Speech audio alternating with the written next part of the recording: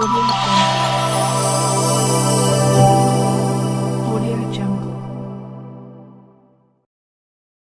வணக்கம். இன்றைய வின்னர் செய்திகள். தருமபுரி மாவட்ட ஆட்சியர் அலுவலக கூட்டரங்கில் தருமபுரி, கிருஷ்ணகிரி மற்றும் சேலம் ஆகிய 3 மாவட்டங்களின் ஊரக பகுதிகளில் கோடை காலங்களில் சீரான குடிநீர் வழங்குவது குறித்த ஆய்வுக் கூட்டம் ஊரக வளர்ச்சி மற்றும் ஊராட்சித்துறை அரசு முதன்மை செயலாளர் முனைவர் ப. செந்தில்குமார் அவர்கள் தலைமையில் மாவட்ட ஆட்சித்தலைவர் திருமதி கி. சாந்தி அவர்கள் முன்னிலையில் இன்று நடைபெற்றது.